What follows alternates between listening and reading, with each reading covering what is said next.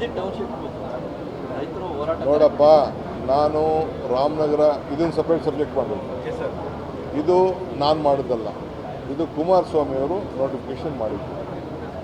ಬಿಡದಿ ಬೇರೆ ಬೇರೆ ಕಡೆ ಎಲ್ಲ ಬೈರಮಂಗಲ ಎಲ್ಲ ಮಾಡಿದ್ರು. ಅವರೇ ಡಿನೋಟಿಫೈ ಮಾಡಬೇಕಾಯ್ತು. ಡಿನೋಟಿಫೈ ಮಾಡೋಕ್ಕೆ ನಾನು ತಯಾರಿಲ್ಲ.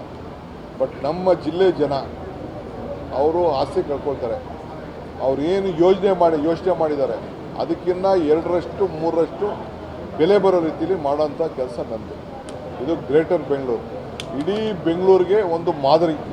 ಇವತ್ತೇನು ನಮ್ಮ ಜಯನಗರ ಮಾದರಿ, ಸದಾಶಿವನಗರ ಮಾದರಿ ಅಂತಾರಲ್ಲ, ಅದಕ್ಕಿಂತ ಒಳ್ಳೆಯ ಮಾದರಿಯಾದಂಥ ಒಂದು ಪರಿಸರ ವ್ಯವಹಾರನ ಅಲ್ಲಿ ನಮ್ಮ ರೈತರಿಗೆ ಅವರ ಆಸ್ತಿ ಮೌಲ್ಯಕ್ಕೆ ಅನುಕೂಲ ಆಗೋಂಥ ಕೆಲಸ ಮಾಡ್ಕೊಳ್ಳೋದು ನಂದು. ಇಲ್ಲಿ ಸಂಸದರು ಮತ್ತು ದೇವೇಗೌಡರು ಸರ್ ಸಿದ್ದರಾಮಯ್ಯ ಅವರಿಗೆ ಪತ್ರ ಬರೆದಿದ್ದಾರೆ ಸರ್, ಯೋಜನೆನ ಕೈ ಬಿಡಿ ಅನ್ನುವಂಥದ್ದು ಸರ್.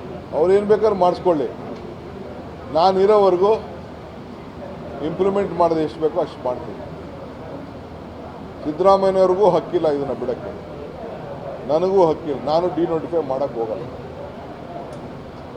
ಡಿನೋಟಿಫೈ ಮಾಡೋಕ್ಕೆ ಬರೋದಿಲ್ಲ. ಇದು ಅಲ್ಲಿನ ಕೆಲವು ರೈತರಿಗೆ ಪಾದಯಾತ್ರೆ ಮಾಡ್ತಾರೆ ಸರ್, ಜಿಲ್ಲಾಧಿಕಾರಿ ಕಚೇರಿ ಮಾಡಿ. ಒಳ್ಳೆ ತಪ್ಪೇನಿಲ್ಲ. ಅವ್ರು ಹೋರಾಟ ಮಾಡಿದ್ರೆ ನಾನು ತಪ್ಪೇನಿಲ್ಲ.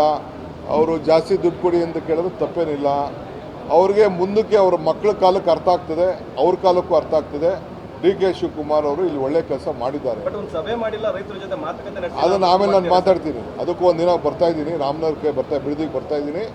ರೈತರನ್ನೆಲ್ಲ ಕರೆಸಿ ಮಾತಾಡ್ತೀನಿ. ಅವ್ರೇನು ಅವರ ನೋವು, ದುಃಖ, ದುಮಾನ, ಆತಂಕ ಏನಿದೆ ಅದನ್ನೆಲ್ಲ ಕೇಳ್ತೀನಿ. ಬೆಂಗಳೂರು ದಕ್ಷಿಣ ಜಿಲ್ಲೆ ಹೆಸರು ಎಲ್ಲಿ ಬಂದು ಮುಹೂರ್ತ ಫಿಕ್ಸ್ ಮಾಡ್ತಾ ಇದ್ದೀನಿ. Sir Mangaluru sir Subhash Shetty murder case sir ಸರ್ಕಾರದ ಮೇಲೆ